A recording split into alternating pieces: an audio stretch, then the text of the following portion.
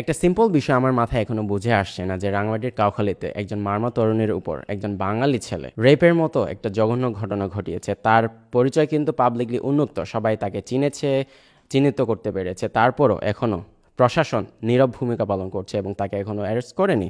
24 ঘন্টা 72 ঘন্টা পেরিয়ে যাচ্ছে, কিন্তু সে ধর্ষকের এখনো দেখা মেলেনি। আমি বিভিন্ন পোস্টের মারফতে এটা জানতে পেরেছি যে ওই স্যাডলার বাঙালি ছেলেটি ওই মারমা তরুণীর উপর প্রায় 10-12 দিন, অর্থাৎ 27 মার্চ থেকে 9 এপ্রিল পর্যন্ত টানা বিভিন্নভাবে বিভিন্ন সময়ে পালাক্রমে তাকে ফিজিক্যাল, মেন্টাল অ্যাবিউজ এবং টর্চার করেছে।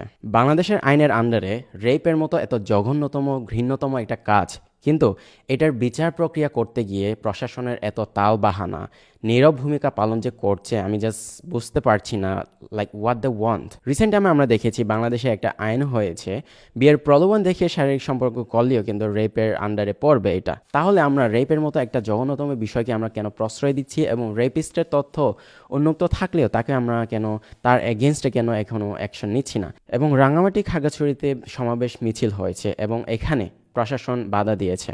বরঞ্চ প্রশাসনকে আমাদের এটা প্রশ্ন করা দরকার যে আমাদের কেন রাস্তায় নামতে হবে? একজন বোনের, একজন মায়ের, একজন নারীর ধর্ষণের প্রতিবাদে কেন আমাদের রাস্তায় নামতে হবে? প্রশাসন কেন ফ্লেক্সিবল না? প্রশাসন কেন তাদের বিরুদ্ধে অ্যাকশন নিচ্ছে না? দেখেন, ভিকটিম সে চাকমা, মারমা, বাঙালি, মুসলিম, হিন্দু, যে কেউ হোক না কেন, যে জাতির হোক না কেন, যে ধর্মের হোক না কেন, দিন শেষে কিন্তু আমাদের, সে কারোর মা, কারোর বোন।